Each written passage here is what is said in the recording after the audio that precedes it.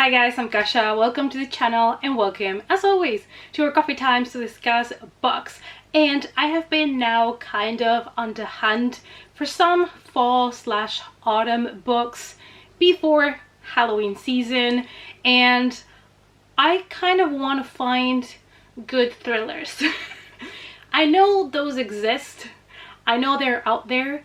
And actually I decided to make a list of some thrillers that are based on lakes because, well, part of it is because I recently read the new Riley Sager book, which we will talk about in a second, but also because I feel like lakes are not just summer reads, they are perfect for September. I have the feeling they work great specifically for the month of September, so I just wanted to come up with some titles that involve lakes and are thrillers.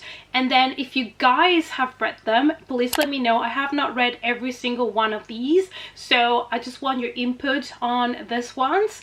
And yeah, I might be reading a little bit more thrillers in the future. I would like to read more and find out the good ones so I can also report back to you guys. So without further ado, let's have our coffee and start.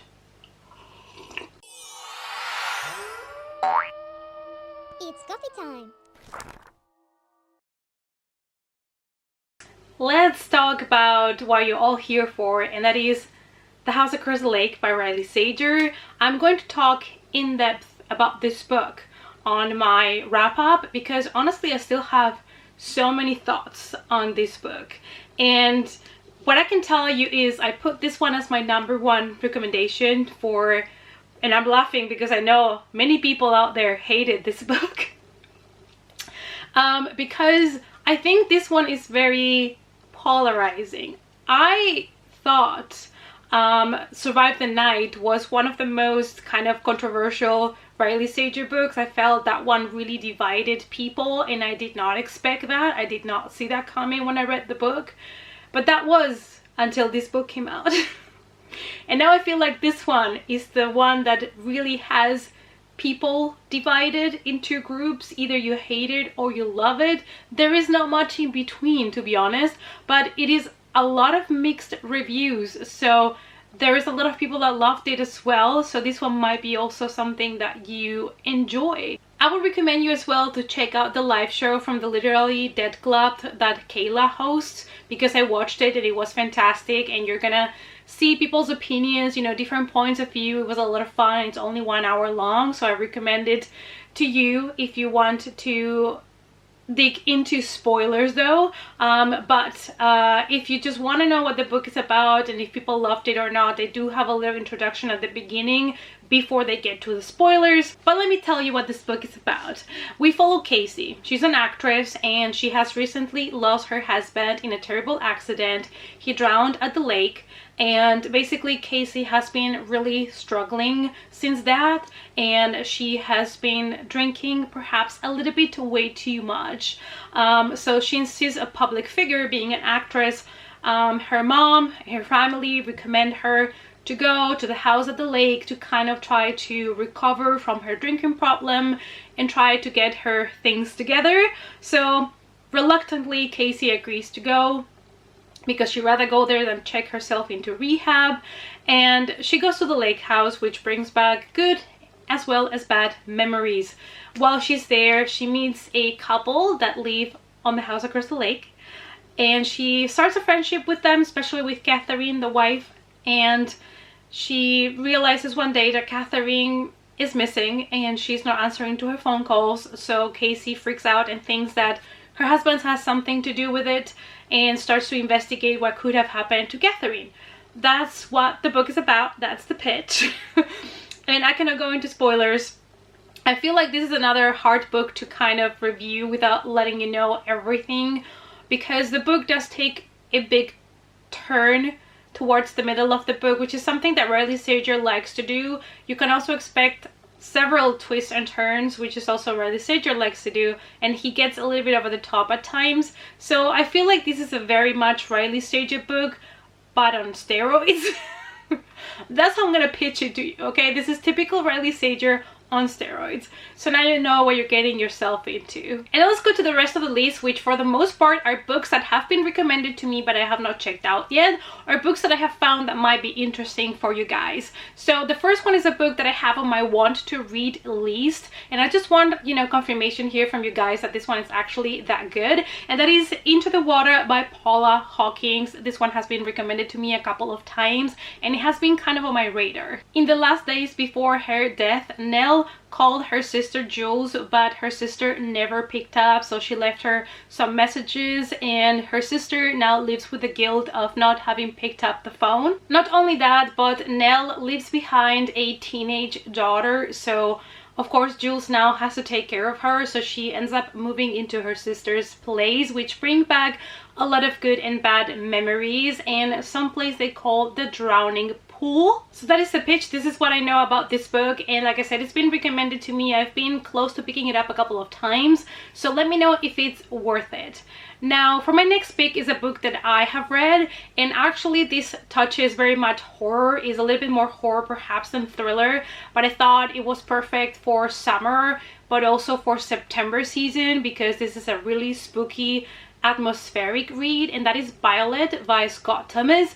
A lot of people, when they talk about Scott Thomas, they talk about Kill Creek.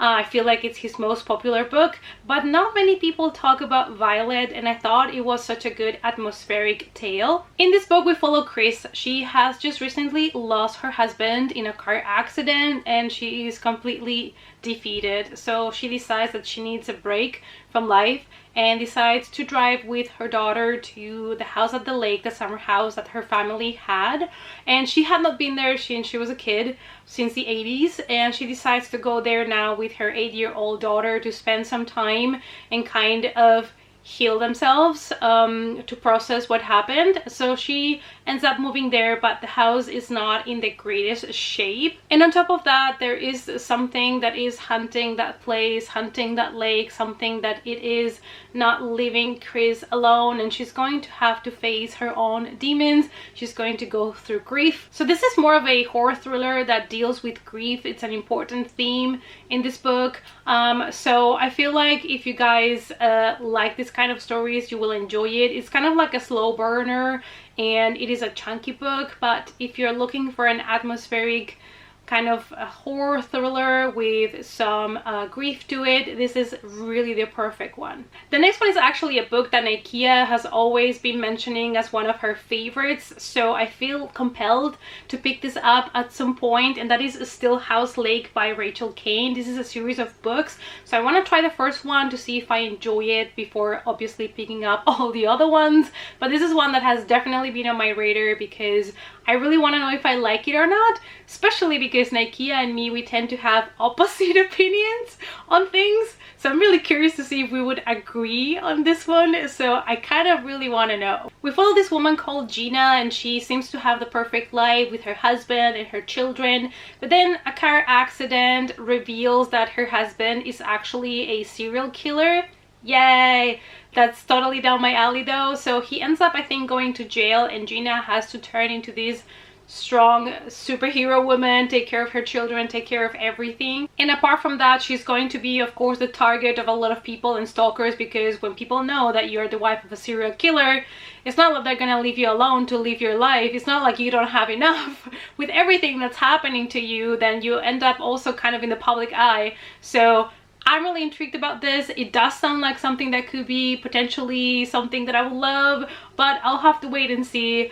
I'm really curious to figure out if I love this one or not. The next one is actually a YA thriller. I thought I would throw in there a YA for people that don't like to read so much adult thrillers, and this one also has been pitched to me. This one has been said you're gonna love it, so I feel like I have to, and I think this one is also one that touches more the horror section of things. So this one is called A Fractured Tide by Leslie Lutz, and I mean, this cover is already calling me as well. It also says it is something between Lost and Stranger Things, so I'm really intrigued. This is a very interesting mixture of TV shows. Both of TV shows I enjoyed, especially Stranger Things, as you guys know, so I want to know what this book is about. So we follow here 17-year-old Sia that works as a scuba diver, and she takes tourists around, you know, on tours, on boats, things like that. And in one of those tours, they are attacked by supposedly a creature,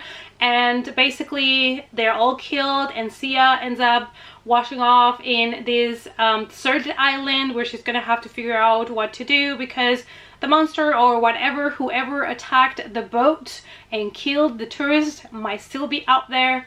That's what I know. So this might be a creature feature, which is also great for summertime if you pick this up before the end of August. But I feel like this one's as well worked perfectly for September. Everything related to water, I still feel like it's great for September when a lot of people are still on holidays but things start to cool down a little bit, so a thriller is just perfect. The next one has been said to be something similar to The Secret History by Donna Tartt that I know is a lot of people's favorites, and one that is actually still on my list of books to read. I feel like I might feel a little bit intimidated about that one, but it's one that's been on my radar since I ever joined BookTube. But the book that I'm talking about is The Lake of Dead Languages by Carol Goodman. Jane left the Heart Lake School for Girls a long time ago after a tragic incident that we so far don't know what it was. So now she has returned with her daughter, and basically we follow the different characters that are still in the school. And I believe this story is told from the past through some diary entries from our main character and the present when she returns to this school, to the lake, and what is buried beneath that lake. So that's what I know, and I absolutely love books that, you know, go back to the past, especially with diary entries, and the present, and start revealing things that we are investigating in the present. Something about it that I really enjoy, so I feel like this one might be exactly for me. Let me know down below if you've checked this one out. It sounds similar to other thrillers that I have enjoyed, so this is definitely one that I have on my radar. Moving on to another thriller that has a poor woman trying to put the pieces of her life back together. I feel like a lot of thrillers start like that, and that is Daughters of the Lake by Wendy Webb. So basically Kate is divorced, and basically she decides to go to her parents' house at the lake in order to recover and get her things together and kind of move on from that. And everything is going great in the house at the lake until the dead body of a woman is washed into the shallows, and she discovers it, and Kate realizes that the woman is holding a baby in her hands, which is also dead and cold. And the woman is wearing a dress that looks antique, but apart from that, Kate recognizes this woman. She knows her because she's seen her before in her dreams. This sounds great. So apart from the typical trope, you know, woman divorced or loses husband and needs to go somewhere to get her things together, I feel like I'm so intrigued about this woman that just appeared that might be from another century in this shore that I need to know. And now let's go to another domestic thriller, and we have Strangers in the Lake by Kimberly Bell. So we follow here a main character called Charlotte. She married a rich guy, and basically she has been the talk of the town. Everybody is talking about her, and you know, about how she's the new wife of this guy and everything. And you know, she doesn't mind so much. She feels like people should mind their own business, which they should, but that is until she discovers the dead body of a woman in the exact same spot floating in the water where her husband's first wife appeared dead. So, coincidence? I don't think so. So this was my list. I didn't make this one too long because I wanted to focus on the ones that really sound good to me. There's many thrillers out there about water, about lakes and all of those things, but there are so many out there that it is hard to pick. So I decided to handpick the ones that really sound good to me, and a couple that I have read myself or have been recommended to me as well. Let me know if you've read any of these and what your thoughts were. Please spoiler free for everybody so we can all still get to enjoy the books if we decide to pick them up. If you're gonna put spoilers, just put like a big spoiler in capital letters or something so that people know before they go into your comment. Thank you so much. Thank you. We appreciate your cooperation in this matter. So anyways, you guys, let me know if you have other recommendations for me. Thank you guys as always so much for your support, for watching, and I hope to see you all in the next coffee time. Bye!